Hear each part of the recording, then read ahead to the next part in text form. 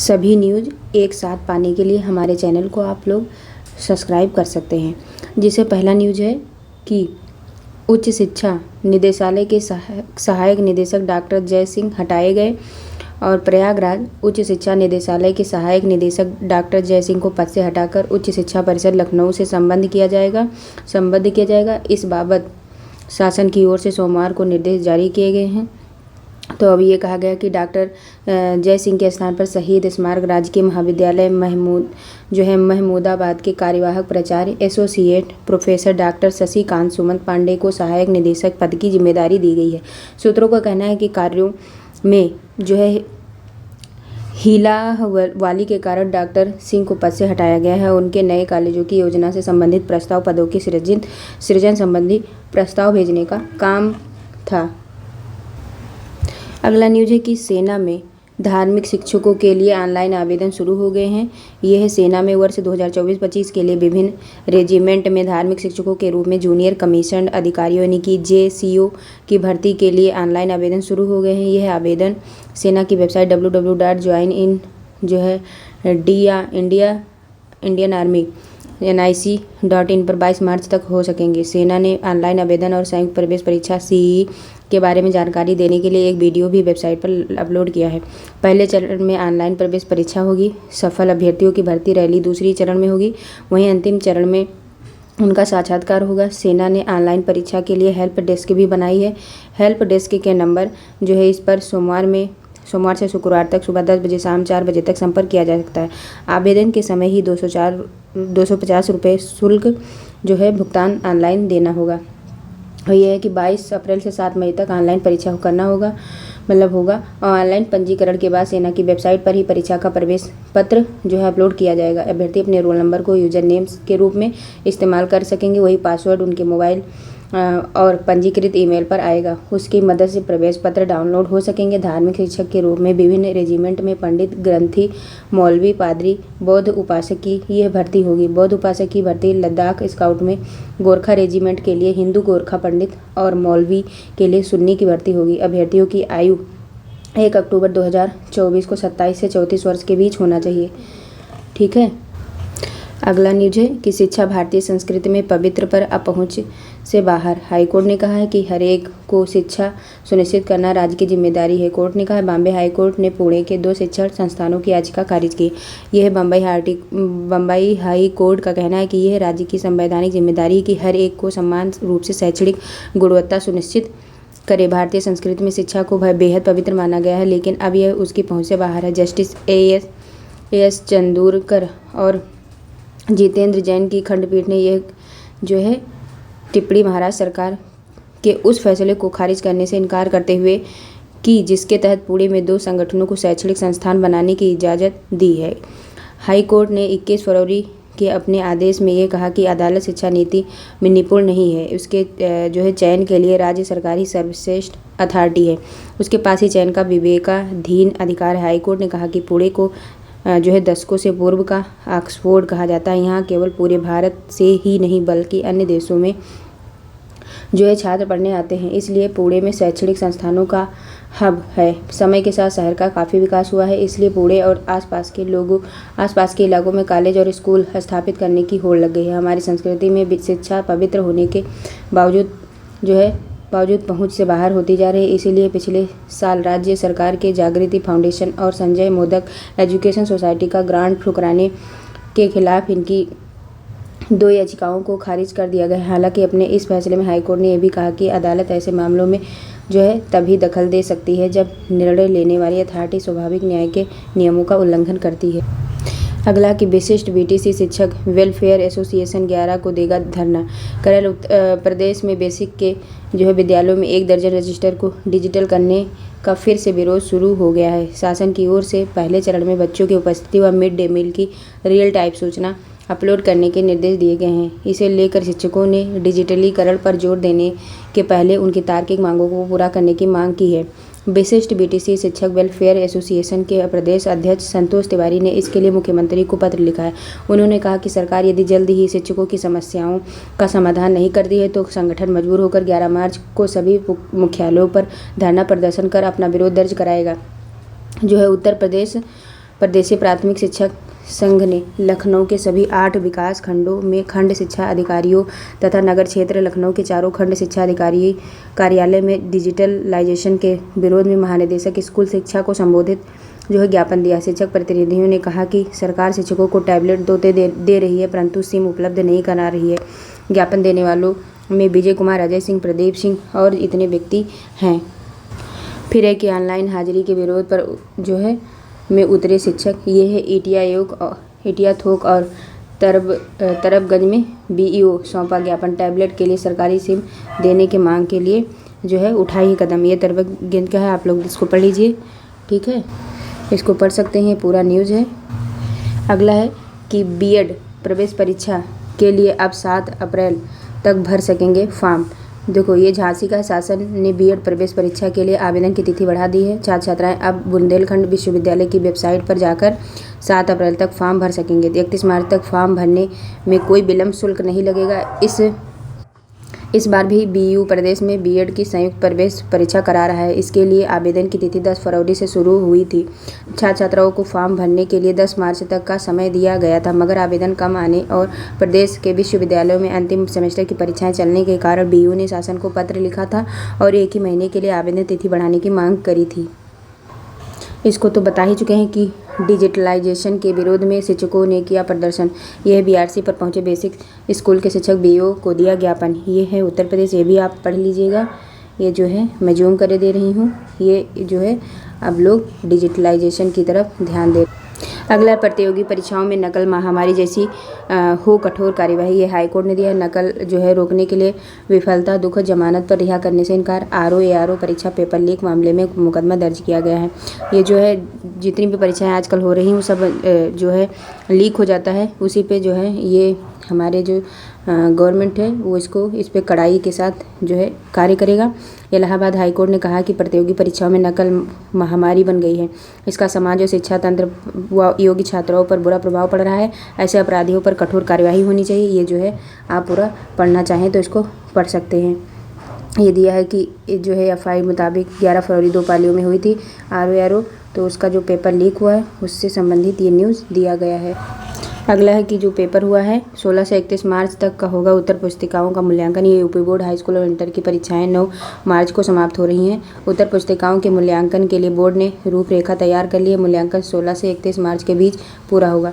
3.01 करोड़ उत्तर पुस्तिकाओं के मूल्यांकन के लिए 1,47,097 से जो परीक्षक हैं वो नियुक्त किए गए हैं। माध्यमिक शिक्षा परिषद सचिव दिव्यकांत शुक्ल ने बताया कि हाई स्कूल परीक्षा में 29,47,311 और इंटर में 25,77,000 997 परीक्षार्थी समेत यानी कि 55,25,308 परीक्षार्थी पंजीकृत हुए। कुल 3.1 करोड़ उत्तर पुस्तिकाओं के मूल्यांकन के लिए प्रदेश में 1,47,097 परीक्षकों को नियुक्त किया गया है। हाई स्कूल के 1.76 करोड़ उत्तर पुस्तिकाओं के मूल्यांकन के लिए 94,802 परीक्षक और इंटर की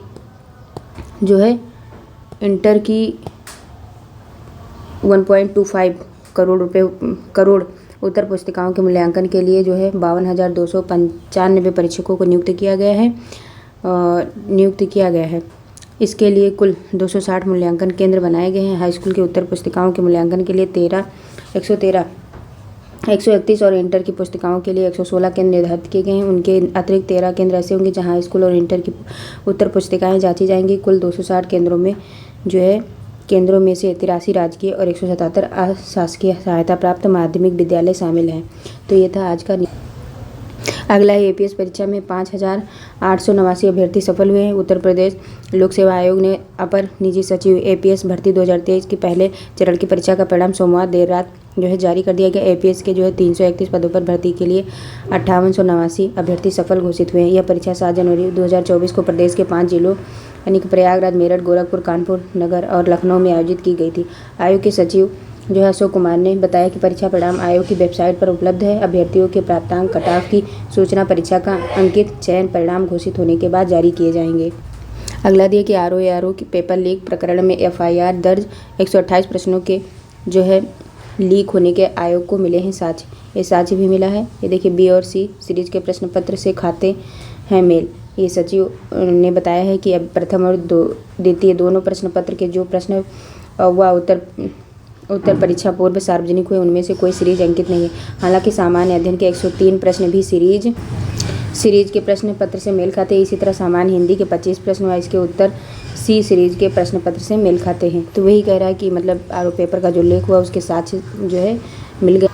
ये देखिए अगला न्यूज है कि CUT, ये देखिए 17 विषयों में होगा CUT से प्रवेश। प्रयागराज इलाहाबाद विश्वविद्यालय इग्नू विश्वविद्यालय में स्नातक के 17 पाठ्यक्रमों में सेंट्रल यूनिवर्सिटी एंट्रेंस टेस्ट यानी कि CUT के माध्यम से प्रवेश लिए जाएंगे। वहीं नई शिक्षा नीति के तहत 5 वर्षीय इंटीग्रेटेड पाठ्यक्रम खाद्य प्रौद्योगिकी को इस वर्ष भी शामिल नहीं किया गया है। जो है ई विश्वविद्यालय और से जारी पाठ्यक्रमों की सूची में जो 17 विषयों में से 17,000 सीटें खाली हैं। इनमें से 7,000 इग्नू विश्वविद्यालय और 10,000 सीटें संघटक महाविद्यालयों में है। कोर्ट ने कहा BTC ट्रेनिंग योग्यता है, इससे चयन प्रक्रिया पूरी नहीं मानी जा सकती। नियुक्ति के बाद ही जो है चयन प्रक्रिया मानी जाएगी। ये देखिए 1998 की भर्ती, 2006 में नियुक्ति पर पुरानी पेंशन नहीं, पत्नी के नाम खरीदी, मतलब ये तो जो है ये दिया है, आप पढ़ना चाहें तो पढ़ सकते हैं। अगला न्यूज है PCS 2023 के चयनितों में लखनऊ नंबर 1 पर, प्रयागराज दूसरे और प्रतापगढ़ तीसरे स्थान पर रहा है। ये देखिए उत्तर प्रदेश के अभ्यर्थियों ने रचा इतिहास। चयनितों में जो है 93% यूपी के ही और 251 चयनितों में यूपी के और 234 अन्य प्रांतों के 17 अभ्यर्थी शामिल हैं। ये न्यूज है उत्तर प्रदेश लोक सेवा आयोग UPSC ने PCS 2023 का सबसे कम समय में परिणाम देने का रिकॉर्ड तो बनाया ही, चयनितों में यूपी की हिस्सेदारी ने भी इतिहास रच दिया है। इस बार 93% चयनित अभ्यर्थी उत्तर प्रदेश के ही हैं और चयन के मामले नंबर 1 पर लखनऊ 19, जबकि 18 अभ्यर्थी प्रयागराज और 9 के आंकड़े सबसे जो है प्रताप तीसरे पायदान पर रहा है। आयोग ने 23 जनवरी 2024 को अंतिम चयन परिणाम जो है घोषित कर दिया है। तो ये है, आप पढ़ना चाहें तो इसको पूरा पढ़ सकते हैं। यानी कि हमारा यूपी में ग्रोथ हो रही है, ये मुझे अच्छा लग रहा है। ये एक और न्यूज़ है, आप पढ़ना चाहें तो पढ़ सकते हैं। डाटा की गड़बड़ी से 30,000 की छात्रवृत्ति फंस गई है। ये है 10 मार्च तक डाटा सुधार के स्वीकार होंगे आवेदन, समाज कल्याण विभाग ने मांगी रिपोर्ट। ये मैं जूम कर दी हूँ, आप पढ़ना चाहें तो इसको पढ़ सकते हैं। अगला है कि अलग अलग केंद्रों पर 7 छात्र व 3 छात्राएं नकल करती पकड़ी गई। दोनों पालियों में 2.5 लाख छात्र छात्राओं ने छोड़ी परीक्षा। 13 दिन में 3.1 करोड़ उत्तर पुस्तिकाओं का मूल्यांकन होगा। ये दिया है 6 केंद्रों पर मिले 7 साल भर, 2 केंद्र व्यवस्थापकों पर जो है केस किया गया। सख्ती, एक परीक्षा केंद्र दीवार 6 नोटिस। ये जो है पढ़ना चाहें तो आप पढ़ सकते हैं। परीक्षा का मूल्यांकन 16 मार्च से होगा और 1.47 लाख शिक्षक कंपनियों में जो है जचेंगे। अगला है कि नेशनल प्रोफेशनल कोर्स में प्रवेश को आवेदन आज से शुरू हुए रहे हैं। ये है 12 प्रमुख कॉलेज जो है शामिल होंगे इस आवेदन प्रक्रिया में। जो है नेशनल PG कॉलेज में प्रोफेशनल पाठ्यक्रमों में आवेदन प्रक्रिया शुरू की जा रही है। अभ्यर्थी ऑनलाइन व ऑफलाइन माध्यम से आवेदन कर सकेंगे। नेशनल में लॉक्समेट 2024 के तहत प्रबंधन पाठ्यक्रमों में एडमिशन के लिए आवेदन प्रक्रिया मंगलवार से शुरू होगी। इससे शहर में 12 प्रमुख कॉलेज शामिल हैं। तो ये हम जूम कर दिए हैं, आपको ये न्यूज़ इंपॉर्टेंट लगे तो आप पढ़ सकते हैं। अगला न्यूज़ है कि जो है 43 जिलों के 127 केंद्रों पर विषम सेमेस्टर परीक्षा जो है होगी। ये है देखिए लखनऊ संवाददाता APJ अब्दुल कलाम विधिक विश्वविद्यालय में विषय सेमेस्टर की परीक्षा के लिए केंद्रों को अंतिम सूची जारी कर दी गई है। तो ये आप जो है पूरा पढ़ना चाहे तो पढ़ लीजिए। लिखा है कि जो है द्वितीय चरण की परीक्षाएं 6 मार्च से होंगी। अगला न्यूज़ है कि मध्य प्रदेश के गुना जो है पहुंची कांग्रेस भारत छोड़ो न्याय यात्रा। ये देख लीजिए, इसको पढ़ना चाहें तो ये जो है पढ़ सकते हैं। इसमें राहुल को साथ सरदार पटेल को श्रद्धांजलि अर्पित करेंगे। ये सब चीज़ें जो इनको इम्पोर्टेंट लगे वो देख सकता है, बाकी लोग इसके देखिए स्टूडेंट अपने लायक का ही न्यूज़ देखें। इसमें कैबिनेट बैठक में आज 21 से ज़्यादा प्रस्ताव पर मुहर लगेगी। तो ये आप सब देख सकते हैं। बाकी अगर आपको नहीं पसंद है तो ये आप वीडियो को बढ़ा सकते हैं। अगला न्यूज़ है कि समय की मांग को देखते हुए दोनों विषयों में पार्ट टाइम MTech की पढ़ाई शुरू होगी। ये देखिए MTech साइबर सिक्योरिटी और AI में 20 सीटों पर प्रवेश। ये है BJMC MA LLB का रिजल्ट जारी किया गया। ये देख लीजिए 12 सितंबर 2023 को जो है बैठक में मंजूरी IMS के छात्रों को केस स्टडी के बारे में बताया गया। ये पढ़ना चाहिए तो पढ़ लीजिए, आपको इम्पोर्टेंट लगे तो। ये देखिए यूपी बोर्ड 2 केंद्र व्यवस्थापकों और 7 मुन्ना भाइयों के खिलाफ केस दर्ज हुआ है। प्रदेश के 6 जनपदों में दूसरे के स्थान पर परीक्षा देते पकड़े गए ये भी देख लीजिए। जो हाई स्कूल इंटर के बच्चे हैं वो भी देख सकते हैं। बाकी जिसको इम्पोर्टेंट लगे न्यूज़ वो देख सकता है। अगला है कि कृषि विभाग में जो है 3,446 पदों पर आवेदन 1 मई से होंगे। तो ये है, आप देखना चाहें तो देख लीजिए। जो है 3,446 पदों पर भर्ती करने जा रहा है। इसके लिए आप 1 मई से आवेदन करेंगे और अंतिम तिथि जो है वो 31 मई है। ये वेबसाइट दिया है और जो है ये पूरा दिया हुआ है। आप पढ़ना चाहें तो ये इसको पढ़ सकते हैं। ये वही दिया है कि कृषि प्राविधिक सहायक के 3446 पदों पर होगी भर्ती। 1 से 31 मई तक आवेदन किए जाएंगे। अगला न्यूज़ है कि UPPCS जून में होगा और ROARO जुलाई में होगा। तो ये इम्पोर्टेंट न्यूज़ है कि जो UPPCS जून में होगा और ROARO जो स्थगित मतलब जैसे कि लीक हो गया पेपर उसके साथ मिल गए, तो इसके अकॉर्डिंग ये जो है ROARO का पेपर जुलाई में होगा। ये तो बता ही चुके कि PCS 23 चयनितों में से प्रयागराज दूसरे और प्रतापगढ़ तीसरे स्थान पर है और लखनऊ नंबर 1 पर है। ये न्यूज़ अगर आप पढ़ना चाहें तो पढ़ सकते हैं, बाकी आपकी इच्छा। ये देखिए बहुत इंपॉर्टेंट न्यूज़ है। सरकारी शिक्षकों के खाली पदों का ब्यौरा किया गया तलब। लोकसभा चुनाव से पहले शिक्षकों की बड़ी भर्ती होगी। ये देखिए, सरकार लोकसभा चुनाव से पहले शिक्षकों की भर्ती कर सकती है। शासन ने रिक्त पदों का ब्यौरा तलब किया है। योगी सरकार अपने पिछले कार्यकाल में बेसिक शिक्षा परिषद के स्कूलों में जो है 1.2 लाख से अधिक सहायक अध्यापकों की भर्ती कर चुकी है। तो ये देखिए 1,64,000 से अधिक शिक्षकों की दी तैनाती। 15 वर्षों में पूर्ववर्ती सरकारों ने माध्यमिक में 33,000 शिक्षक भर्ती की। ये उत्तर प्रदेश में शिक्षकों के लिए रिक्त पद जो है बेसिक शिक्षा परिषद के स्कूलों में 51,000 से ज़्यादा शिक्षकों का पद रिक्त है और राजकीय विद्यालयों में 7,471 शिक्षकों के पद रिक्त हैं। प्रवक्ता समग्र में जो है 2,215 और सहायक अध्यापक LT समग्र में 5,256 पद। तो ये है, आप पढ़ना चाहें तो पढ़ लीजिए। बाकी कुछ तो पॉजिटिव है खबर।